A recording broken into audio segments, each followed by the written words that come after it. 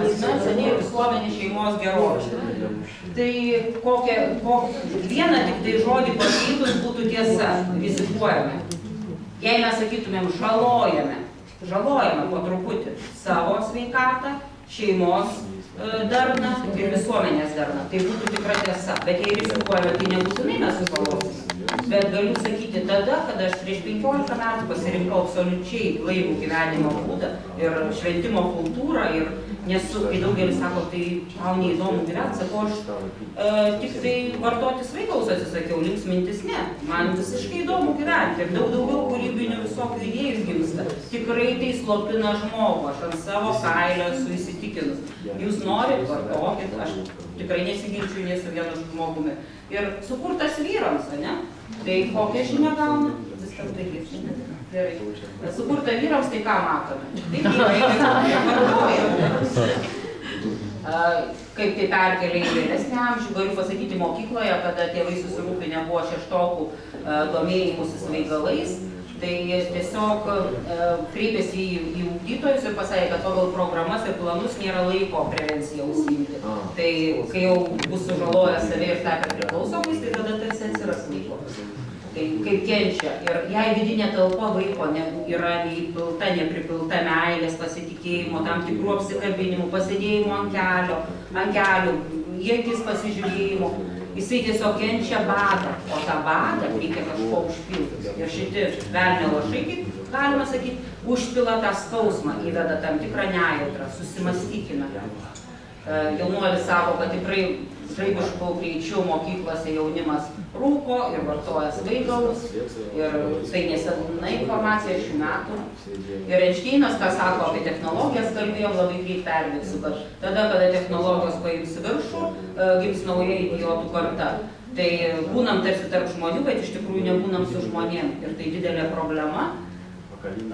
Jaunuomenė, vaikai pradeda nuo ankstyvo amžiaus tiesiog dirbti, žaisti su kompiuteriu, o tas pats kaip su mašina neleidžiame važiuoti be 18 metų amžiaus, tai daugelį išsivysčiusių šalių be 12 metų nesiūloma nei kompiuteriu, nei telefonu, nes tai už to stovi psichologinės ir bendravimo problemos. Matome čia irgi vaikus. Ir šeimų vakarai dažnai praleidžiami taip, tarsi būnam visi kartu, bet iš tikrųjų tai prie tam tikros ikonos, per kurią plūsta šlamštas iš šeimos aplinką. Kaip vaikus prikausto, iš kur hiperaktyvumas ir visa kita. Tiesiog tikrai matant savo vaikus, kaip augo, aš tą mačiau, kada jie pasižiūri televizoriaus, juos sunkiau suprasti būna.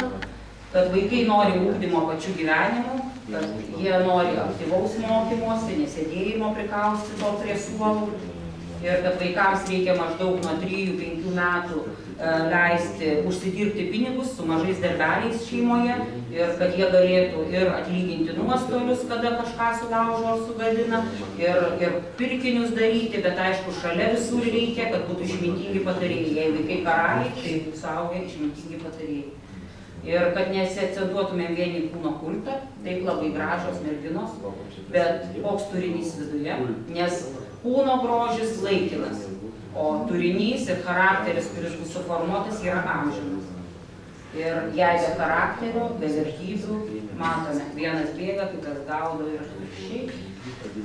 Ir laimingą žmogų suformuoti yra mūsų visų uždavinys, kad jisai turėtų ir meditacijos, ir koncentracijos įgūdžių, ir savo vidinėje talpoje galėtų rasti net tada, kada yra išorėje chaosas, ramybė. Ramybė tai yra susijęs su vidinė būsena. Ir kada laimingas, kada priema visas dovanas iš dangaus ir kad žmogus atviras tik tada, kada jisai naudoja ačiū, prašau ir atsiprašau. Jei šitų žodžių nenaudoja, jisai tampa uždarų kanalų ir taip suformavę, apie ką kalbėjau vaikus, mes susilauksime pilnavertės senatvės ir būsime tarsi pagyvenę, bet viduj kaip vaikai. Ačiū Jums visiems.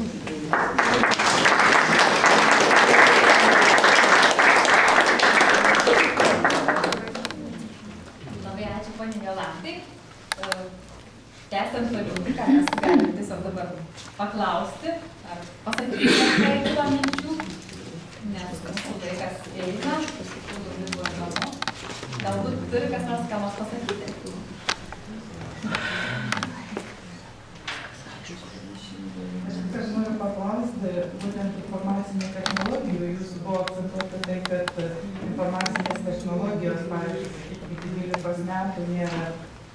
geras dalykas, bet dabar jūs labai puikiai žinote, kad, pavyzdžiui, net vaikų darželiuose ir labai puikiai reklamuojama per visas informacijos šaltinius, kad vaikų darželiai gan aktyviai diegia informacinės technologijas ir vaikai gali su jomis dirbti kažkurį tai laiką, atitinkamai netgi, kiek aš žinau, tai net nuo 2 metų naudoja tos planšetinius, reiškia, kompiuterius.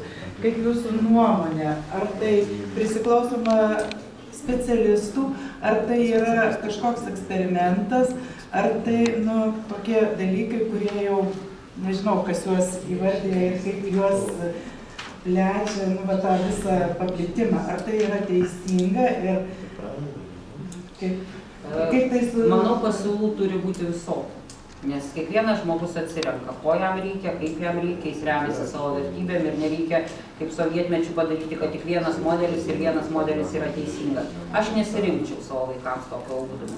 Ir tikrai leidau tokias ugdymo įstaigas, tai Valdorfo mokyklas, kur 5 klasėje buvo kompiuteris ir telefonas. Ir mano vaikai iki 5 klasės neturėjo kompiuterio ir kompiuteris buvo tai darbo priemonė ir tai mūsų suaugusių reikalas. O vaikai telefonu pradėjo naudotis 5 klasėje. Iki to aš mačiau, kaip jie kūrybiškai ir atsakingai ir savarankiškai vykdavo visai kitą galą miesto ir susirasdavo ją ir pasiklysdavo, klausdavo žmonių ir tai va čia savarankiškumas ir ugdydavo. Ir jie nežalojo savęs, nes tai yra tam tikros bangos, tam tikras kenksmingumas, vaikas tada vystosi, yra jau daug ir auros nuotraukų parodyta, kas vyksta su energetiniu lauku, su kūnu ir su imuninė sistema ir su viskuo. Kas renkasi, tikrai nereikia gulti prie po traukiniu. Renkasi jiems gerai, tai gerai, kažkada sužinos, kažkada pasirinks kitaip. Tegul būna daug alternatyvų ir nereikia labai jau primygtinai eiti ir brukti kitiems savo tiesas. Tiesiog patiems tikėti ir patiems išsaugoti savo vaikus. O technologijos skirtos kam? Dėl to, kad mes, suaugę žmonės, turėtumėm daugiau laiko bendrauti, daugiau laiko susitikti, daugiau laiko švęsti. Nereikia tiek laiko gręžti, ten skalbti, kiek reikėdavo kažkada. Bet ar pas mus atsirado daugiau bendravimo, supratimo, šventimo kartu? Mes dar labiau nutolame, įlindame į tas technologijas. Tai mūsų pažeidžiamumo pasiekmė. Aišku, verslas lygiai taip pat kuria visas programas ir visokius metodus, nes jiem reikia, jie jau siūlo kūdikiams mobilius telefonus. Bet mūsų sąmoningumo reikalas, ką mes pasirinksim. Gal dar kas nors norėtų kažką pasakyti? Aš norėjau čia Dalidalienė pranešė specialioji mokykla. Aš seniai galvoju apie tai, kad vis dėlto baigia mokyklą žmonės ir nemoka tarpusavy bendrauti, nėra tų gražių santykių ir nemoka partnerius rinkti, nemoka tarpusavy sugyventi. Kad mokyklose turėtų visgi būti toks dalykas, kuriame būtų mokama tų gražių santykių, paremtų psichologiją, gražaus tokio darnaus bendravimo, tokios gerumo pamokėlės. Aš skaitau, kad tai būtina šiuolaikinė visuomenė.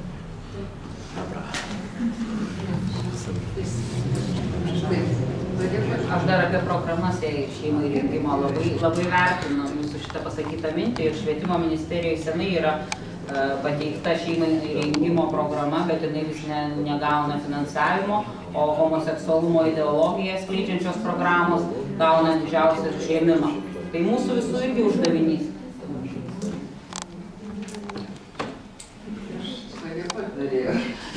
Aš norėjau padėkoti, iš tikrųjų, pažiūrėkit, jūs gana ilgai kalbėjote ir nebuvo nuobodu, tai tikrai labai ačiū. Prieš mus visus yra labai gražus žmogus, ne tik žodžiais, bet ir darbais, kiek supratau.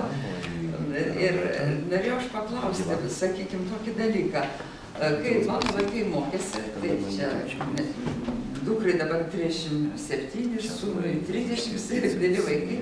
Tarybiniais metais vaikė mokyklą ir aš atsimenu, kai būdavo tėvų susirinkimai.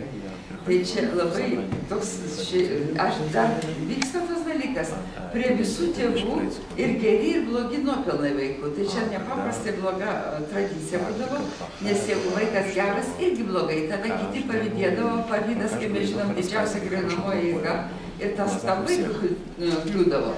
O jeigu kurie blogi vaikai, tai irgi labai blogai, paskui tas vaikas, kaip jau nebepasitikėdavo, nebendraudavo, nesako, sakykime, vėl aš grįžtu prie savo Tomuko, 6 metų berniuko, kuris Liuksemburge dabar dukra gyvena. Ir ten pirmokėlis, ten privaloma eiti nuo 5 metų, aš jau taip. Ir paskiria mokytoją laiką su kiekvienu tėvu atskirai. Nėra tokios tradicijos, kad prie visų būtų iškalbėmi blogi dalykai.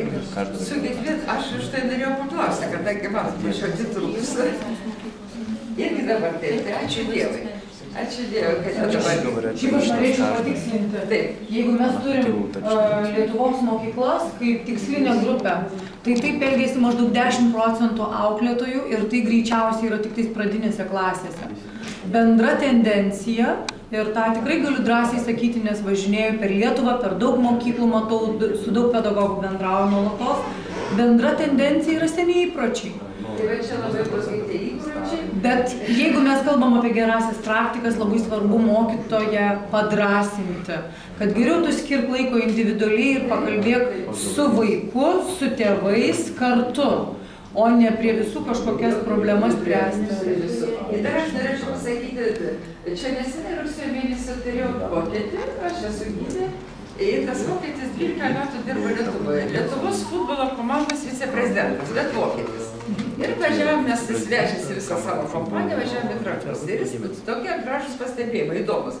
Sako, lietuviai labai darbšti tauta, labai kakli tauta, bet daug korupcijos, to mes šitą žinom, tai jeigu ir vaikas mato šeimoje, tėvai šneka vieną, daro kitaip, tai vargiai ir šiaus geras vaikas. Po to dar ką jis man pasakė, vokiškai, kind respect, jokios pagarbos. Tai va čia iš tikrųjų nėra pagarbos mažam žmogui, nėra pagarbos ypatingai vyresniam žmogui. Jeigu šitų dalykų pagrindinių, pamatinių dalykų nebus, tai ir sunku išauginti gerą žmogų, bet mes tikimės, kad mes einam gerų kelių, už tai rengiame tokius įdomius seminarus. Ačiū labai pranešėjai, buvo labai įdomu. Aš dar norėčiau papildyti dėl tų klasių surinkimų, tai taip pat reikėtų ir kiekvienam iš tėvų prisimti atsakomybę dėl bendravimo per klasę, tarkim, kad ir susirinkimą. Aš manau, kad jeigu Dievas jaučia, kad netinkamai yra bendraujama, tai verta suformuoti, kaip mes tikimės bendrauti. Labai svarbu, kad tėvas pasakytų klasės auklėtojui, kad auklėtojas, jūs neteisingai, mano nuomonė, elgėtės ir vertėtų su mumis individualiai tos klausimus aptarti, o mes čia turime susirinkti bendriem klausimams spręsti. Tai aš noriu paskatinti tie, kas čia esate tėvai ar močiutės ar seneliai, ar pedagogai, paskatinti vienas kitus, būtent tėvam prisimti daugiau atsakomybės, tinkamai nukreipti pasigydusius pedagogus. O dabar norėčiau klausimą ypatingai moterų organizacijai. Aš pastebiu tokią įdomią tendenciją, kad ir mūsų valstybėje kalbama ir ieškoma skirtingų prioritetų. Vienur lygiai prioritetas yra šeima, bet tam tikrais veiksmais aš pastebiu, kad tie prioritetai kaip ir klaidinami. Vis ieškoma atidaryti naujų darželių grupių, įvardinant pretekstą, kad reikia sudaryti sąlygas kiekvienai mamai išeiti į darbą. Tai aš manyčiau, mano nuomonė, kad didžiausias mamos darbas tai yra būtent auginti vaikus ir kurti šeimos židinį, stiprinti šeimą. Tai kaip šitoje vietoje, kokia pozicija yra moterų organizacijų, kiek jos deda pastangų ir kokių, kad šeima būtų stipresnė? Jūs labai teisingai paminėjote, iš tikrųjų tai yra svarbiausia mūsų misija, tuos vaikus auginti. Ir aišku, aš galiu pasakyti, tada, kai kai dar buvau gerokai jaunesnė, kai mane augino mano mama, tai jinai, kiek žinau, jinai man sakė, kad 2 mėnesius nedirbo ir po to išėjo į darbą. Ir aš gavau su močiute, o po to jau darželį. Na, kai man teko auginti savo vaikus, pradžiai buvo 1 metai atostogų, vėliau 2 metai, netgi 3 metai leidžiami, bet, sakykim, 2 apmokami, tai buvo 3 leidžiami tie metai. Ir pastebėjau, kad, sakykim, darbe, kur aš dirbu, tai iš tikrųjų dauguma moterų tos 2 metus iš tikrųjų išbūna. Visiškai pilnai išbūna 2 metus, o kartais net ir 3. Jeigu leidžia galimybės, tai yra, jeigu vyras pakankamai uždirba, kad galėtų tą šeimą išgyventi iš vyro atlyginimo. Tai, žinoma, mano manymu, progresas jau yra įvykęs. Aišku, visi mums sako, kad Europos Sąjungoje mes turim pačias labiausias atostogas dabar. Atostogas taip, kad niekur kitur nėra. Taip nėra.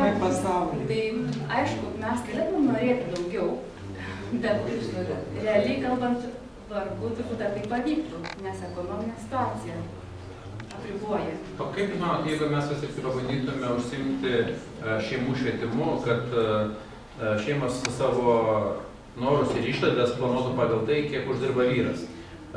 Link ko aš lenkiu? Dažna šeima šiandieną nori gyventi ne pagal išgalės. Jie pasiima paskolas ir paskui pradeda vergauti. Tada vyras sako, nu žinai, jeigu nori turėti dar didesnio namą, tai reikės ir tau eiti dirbti. Tai dar klausimas yra, ar mes galime būti laimingesni mažesnėme būste ir su mažesnėm išlaidom ir ar tikrai mums būtina įdarbinti moteris. Bet čia jau kvepia. Iš savo patirties noriu pasidalinti šitą klausimą, nes vyko viena iš mūsų organizuotų konferencijų Maskvoje, Europos ir Eurazijos bendradarbiavimo klausimų. Ir vienas mokslininkas iš Austrijos, jisai kalbėjo apie tai, apie demografinę situaciją pasaulyje. Ir jisai išskyrė, kaip pasakyti, kad vakarų šalis, kurios yra, kur pažangesnė civilizacija, demografija eina, kur Afrikos šalis, ypatingai artimų rytų šalis, moteris tenais nedirba. Tai tada gaunasi toks paradoksas. Vakarų šalyje moteris turi daryti karjerą. Jinai iki 30 metų, paskui lieka mažai laiko, net fizinių galimybių turėti daugiau vaikų. Gaunasi demografiškai mes smunkam. Tada kita problema iškyla, reikia dar, sakykim, žmonės atsiranda daug darbo vietų laisvų, kas atvažiuoja būtent iš tų šalių žmonės eis į kurią jie išsiplečia, tada tie žmonės nepatenkinti. Taigi tai tampa tam tikras, kaip pasakyti, nežinau, ar įmanoma tai sustabdyti globaliai tendencijai, bet yra, manau, kad tam tikra problema, su kuria susidursim, tuo labiau ir Lietuvoje, nes irgi dėl emigracijos ir dėl demografijos, kad ir vakarų pasaulio planai, kad jeigu moteris, kaip čia pasakyti, taip rūpinasi ekonomiką, aišku, jos įneša daug ir įžvalgų ir politinė veikloje, bet kita vertus, galima sakyti, tada mes pralaimėm kitom civilizacijom, kurios rūpinasi daugiau šeima, nes tada jos turi daugiau vaikų ir daugiau galimybių pasirūpinti tais vaikais, sakykime.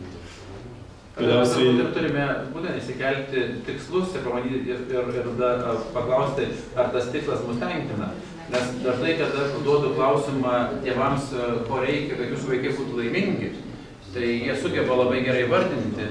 Ir kad aš paklausiu, kiek jūs skiriate tam laiko, tai jie pasirodo, kad skiria labai mažai tam laiko, labiau skiria materialiniai pusiai, kur vaikams netiek svarbu. Tai va, čia yra pasimetimas ir mes tikime į klausimą, kas mums yra svarbiau. Matot, čia kaip buvo kalbėjimo apie grupių psichologiją, tai priklauso nuo to, kokioje žmonių grupėje mes gyvenam, tai dauguma žmonių taip ir elgiasi, nes elgtis kitaip reikia daug stiprybės, stiprios valės ar ne psichologinės resursus.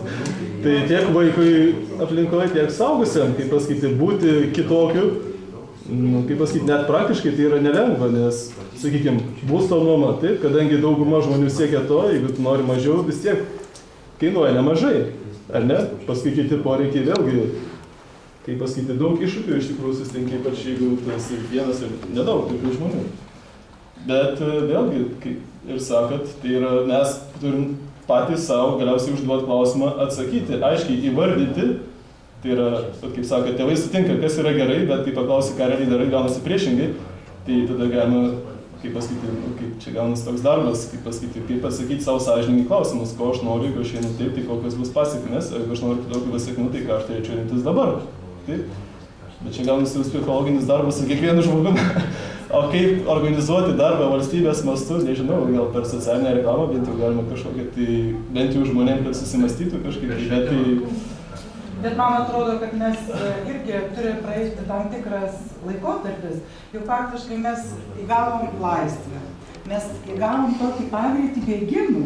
Ir mes norim visko imti iš vakarų, iš visų kitų civilizacijų ir atrodo grėbėm, bet pasižiūrėkit, visuomenė keičiasi, jinai grįžta į naturalizaciją. Jinai nori gyventi jau moliniuose namuose, jau jinai nori vesti tą žemdirbystę tokią natūralią.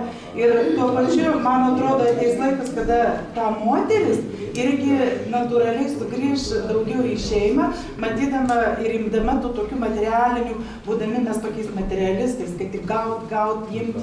O viskas tas, man atrodo, nereikia to tokio per jėgą ir ieškojimo to drausti daryti, palikti ir taip toliau. Bet tas grįžimas vis tiek jis turi įvykti, tai yra istoriniai etapai. Ir kaip bebūtų, civilizacija jinai eina ratus, bet mes grįžtam taip. Ir viskas vyksta, bet mes toliau vėl sugrįžtam. Taip, kad, manau, tikrai tos moterys sugrįž ir tas procesas įvyks, bet negali visko iš karto įvykti. Taip, nes prigimtis, manau, visą mes negali padaryti, kad jis yra.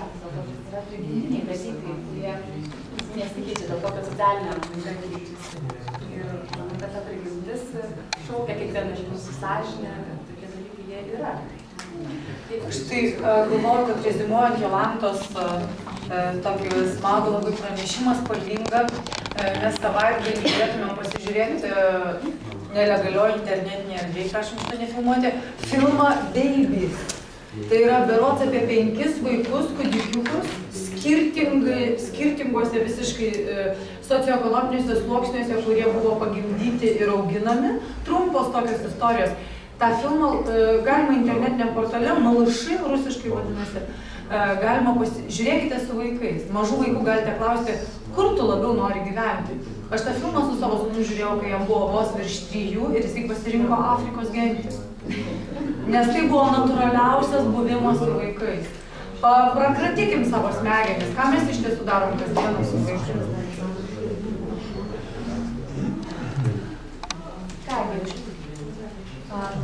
Vieną pranešimą, visą programą yra ne jie pranešėjas susirgo, vakar pranešė vakare ir mes nebeturime jo. Dėl to, jeigu mes nebeturime daugiau apie ką diskutuoti, tai aš tada pakviesčiau gerbiamą Žaką Marijoną, galbūt tarti keletą žodžių. I'm not following discussions, better I don't need to, I'm not. Tiesiog... Danutė gali. Pani Danutė, sako man.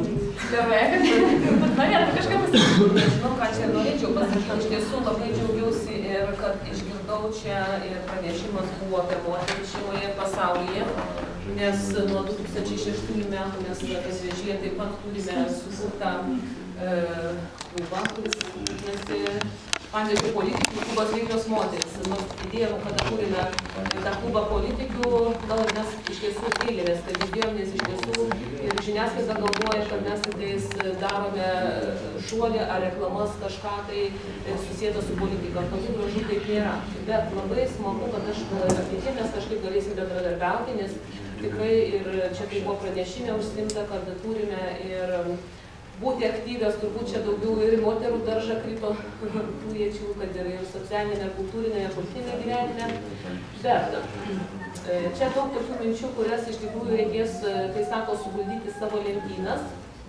Ir po to mes gal net ir su Raimondu apsitarsime ir dar iš jų sulauksime tų pasiūlymų, kaip ir sakėme pradžioje, kas čia iš šito viso turėtų būti į tas eilutes, kurias mes pertiktume ir svarbiems vyrams.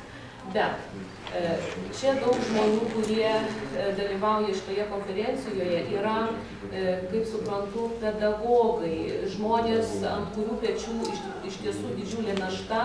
Ir čia yra apie bendravimą, ir apie, sakykime, tų visų, ir kompetencijų ugdymą ir visą kitą.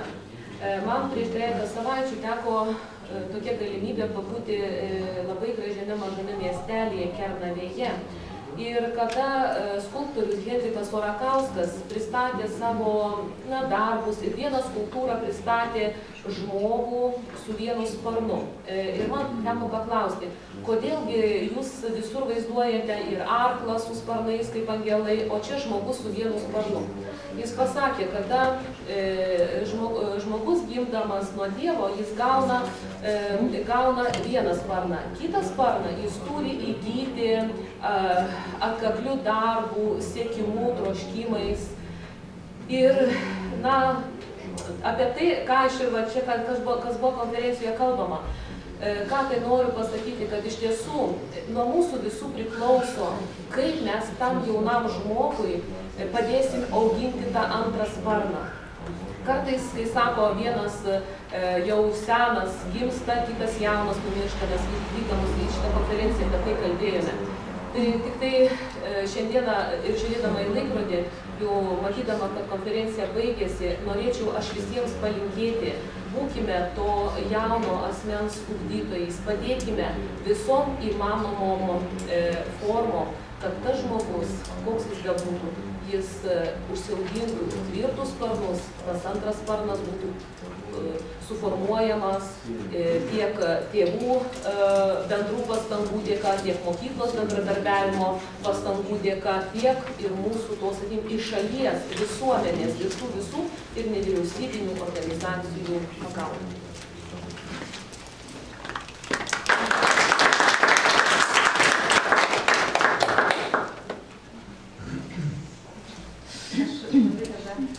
Dėkoju visiems už dalyvavimą. Pakviečiau Raimondą galbūt patarti paskutinį žodį. Taip pat tiesiog, kad išeidami susilauktumėte, neiškėtumėte labai greit ir pasiimtumėte medžiagą konferencijos, ten tikrų registraciją galbūt tas tą.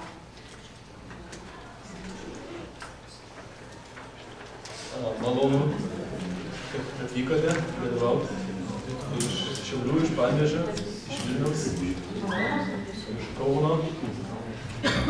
Dėkoju poniai Ramunei ir Jolantai. Iš jų pranešimų tokia buvo, manau, kad viena tokia linija tokia buvo tai, kad mes kaip suaugę turime keistis, kaip mes turim permastyti, ką mes darom, kaip mokytojai, kaip tėvai. Ir pirmiausia, gauti vertinimą mes patys, prieš vertinant kitus, vertinant vaikus ar tai mokinius. Ir tai iš tikrųjų yra toksai, iš pradžių, pirmas kartas yra, manau, gana skausmingas, kiek iš savo asmenės patirties, tai yra išklausyti kritiką, kai galvoji, kad esi teisus, arba esi toj padėty, kur turi būti tarsi teisus, ir kai pasirodo, kad tu nesi teisus, bet kartu tokiu būdu tu gali pamatyti savo tikresnį veidą, savo tikresnį situaciją ir kartu atsiveria kelias progresui. Nes progresas tada, kai matai savo ribas, o jeigu ribų nematai, reiškia, tu stovi vietoj. Tai aš sakyčiau, gal tokia buvo viena iš pagrindinių minčių, ar nenuskambėjusi iš pranešėjų. Taigi, iš tikrųjų, ypatingai dėkingas ponai Jolantai, už jos tokį tai, kad jinai realiai dirba savai žmonėms ir tie pokyčiai, kurie vyksta, yra realūs, tai jie nėra teoriniai. Teorija irgi yra svarbu, bet svarbu, kad jinai irgi būtų įgyvendinta praktikoje, paskui atrasti, kaip praktikoje pritaikyti teoriją. Todėl, pavyzdžiui, netgi švietime gali būti ir švietimo filosofija ir mokymo mokslas. Kaip tą filosofiją perkelti į gyvenimą, kad jinai veiktų. Todėl reikia ir to. Dėl to ir esu dėkingas poniai Jolantai už jos iš tikrųjų labai vertingą pristatymą. Taigi tikiuosi, mūsų susitikimas bus ne paskutinis. Ir tokių turėsim dar daugiau ateityje, bendradarbiaudami su Veiklių moterų klubu Panevėžio, su komandomis,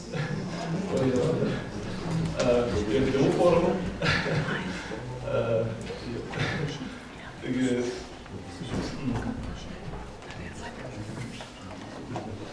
atsiprašau, panau, jūs esate tėvų forumo. Iš pradžių net nesupratau gal, bet jūs ir nukreipėt